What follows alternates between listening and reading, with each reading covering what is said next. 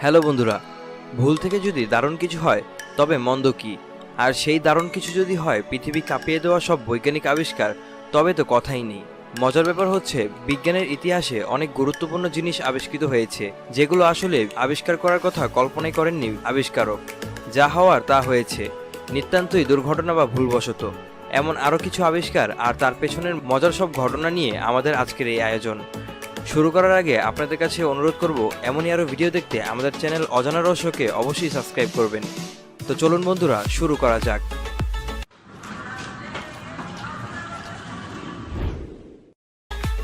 Microwave oven. গবেষণাগারে খাওয়া দাওয়া করা নিশ্চয়ই খুব কাজের কথা নয়, কিন্তু এই কাজটি করতে গিয়েই পার্সি স্পেন্সার নামের এক আমেরিকান ইঞ্জিনিয়ার যুগান্তকারী এক আবিষ্কার করে ফেলেন। তিনি ম্যাগনেটন নামে একটি ভ্যাকুয়াম টিউব নিয়ে কাজ করছিলেন, যেটি থেকে মাইক্রোওয়েভ নির্গত হয়। টিউবের সামনে দাঁড়িয়ে কি যেন ভাবছিলেন তিনি। হঠাৎ অবাক হয়ে লক্ষ্য করলেন বিচিত্র একটি ব্যাপার ঘটেছে। তার প্যান্টের পকেটে রাখা চকলেটের বার গলতে শুরু করেছে। বুদ্ধিমান বিজ্ঞানী স্পেন্সার তখনই বুঝতে পারেন একটি যুগান্তকারী আবিষ্কার ততক্ষণে তিনি করে ফেলেছেন। বিভিন্ন পরীক্ষা নিরীক্ষার পর 1945 সালে তিনি প্রথম মাইক্রোওয়েভ ওভেন তৈরি করেন। আকারে সেটি ডাউস একটি জিনিস ছিল। 1967 সাল থেকে মাইক্রোওয়েভ ওভেন যুক্তরাষ্ট্রের ঘরে ঘরে ব্যবহৃত হওয়া শুরু হয়। এখন তো পৃথিবী জুড়ে মাইক্রোওয়েভ ওভেনের জনপ্রিয়তার জুড়ি মেলে। এক্স রে বা রঞ্জন রশ্মি হচ্ছে একটি তড়িৎচৌম্বক বিকিরণ।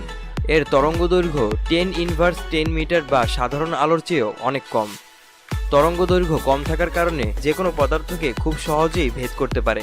ক্যাথোড রে আবিষ্কার হয়েছিল অনেক আগেই, কিন্তু গবেষকরা তখনও জানতেন না এটি ব্যবহার করে মানবদেহের কঙ্কালের ছবি তোলা সম্ভব। 1895 সালে জার্মান পদার্থবিদ উইলহেম রঞ্জন একটি কালো কাগজে ঢাকা গ্লাস টিউবে ক্যাথোড রশ্মি চালিয়ে পরীক্ষা করছিলেন।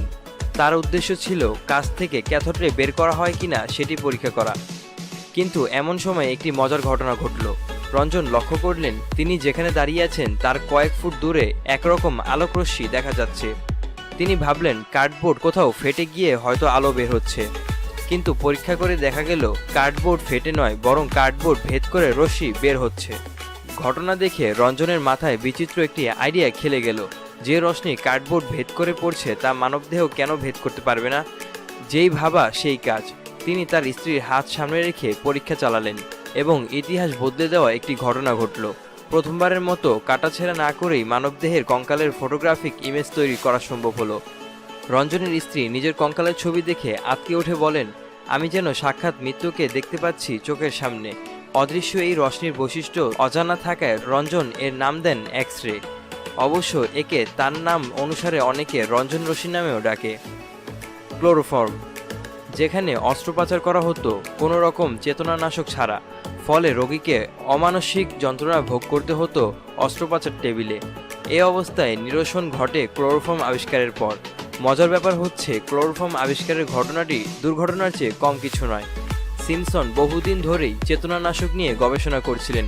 একদিন এডিনবার্গে নিজ বাড়িতে আমন্ত্রিত অতিথিদের সামনে আলাপচারিতার ফাঁকে তার মনে হলো নিজের আবিষ্কার পরীক্ষা করে দেখলে কেমন হয়। যেই ভাবা সেই কাজ। একটি শিশিতে করে ক্লোরোফর্ম অতিথিবৃন্দের সামনে আনলেন। তারপর আর কোনো কিছু মনে নেই। হুঁশ ফিরল পরদিন সকালে। এদিকে অতিথিরা অনেকজন বেহুশ হয়ে এদিক ওদিক পড়ে আছেন।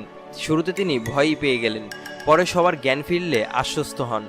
যদিও পরবর্তীতে এমন বিপজ্জনক পরীক্ষা নিরীক্ষার ব্যাপারে খুব সতর্ক ছিলেন তিনি, কারণ বর্ণহীন এই জৈন যৌগটি খোলা জায়গায় রেখে দিলে উড়ে যেতে থাকে। বাতাসে ক্লোরোফর্মের পরিমাণ খুব বেশি হয়ে গেলে তা মারাত্মক ক্ষতিকর। যেহেতু এটি সরাসরি স্নায়ুর ওপর ক্রিয়া করে, তাই বেশি পরিমাণে শরীরে প্রবেশ করলে মাথা ব্যথা থেকে শুরু করে কিডনি ও লিভারের স্থায়ী সমস্যা তৈরি হতে পারে। বড় ধরনের অপারেশনে ক্লোরোফর্ম ব্যবহার করা হয়ে থাকে।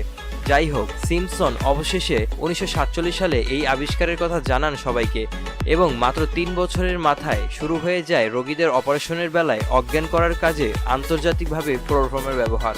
ক্লোরোফর্ম সবচেয়ে বেশি ব্যবহৃত হয় রাসায়নিক, ল্যাবরেটরি ও বাণিজ্যিকভাবে প্লাস্টিক তৈরিতে। এরপরই ব্যবহৃত হয় মানুষসহ অন্যান্য প্রাণীর শরীরের কিছু অংশ অবশ করতে বা সাময়িকভাবে অজ্ঞান করতে। রোগীদের দেহের সূক্ষ্ম কাটাকাটি থেকে শুরু করে বড় ধরনের অপারেশনে ক্লোরোফর্ম ব্যবহার করা হয়ে থাকে। ডায়নামাইট। নোবেল পুরস্কারের প্রবক্তা হিসাবে আলফ্রেড নোবেল চিরস্মরণীয় হয়ে থাকবেন ইতিহাসে। তিনি ছিলেন একজন সুইডিশ রসায়নবিদ এবং ইঞ্জিনিয়ার। রাসায়নিক বিভিন্ন বিপজ্জনক তরল পদার্থ নিয়ে কাজ করতে গিয়ে নোবেল এবং তার ল্যাবরেটরির মানুষজন বেশ কয়েকবার ভয়াবহ সব দুর্ঘটনার সম্মুখীন হয়েছিলেন। এর মধ্যে একটি দুর্ঘটনা খুব মারাত্মক ছিল।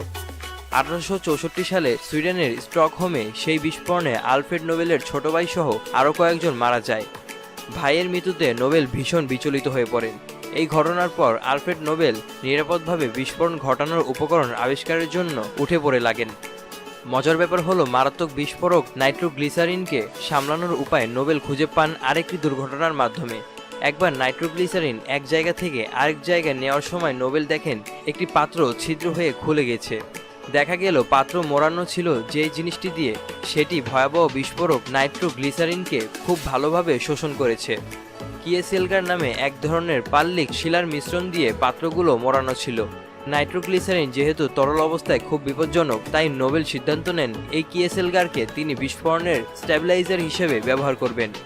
1867 সালে নোবেল তার আবিষ্কৃত নিরাপদ কিন্তু মারাত্মক শক্তিশালী এই বিস্ফোরকটি ডায়নামাইট নামে প্যাটেন্ট করান। তো বন্ধুরা, আজ এ পর্যন্তই।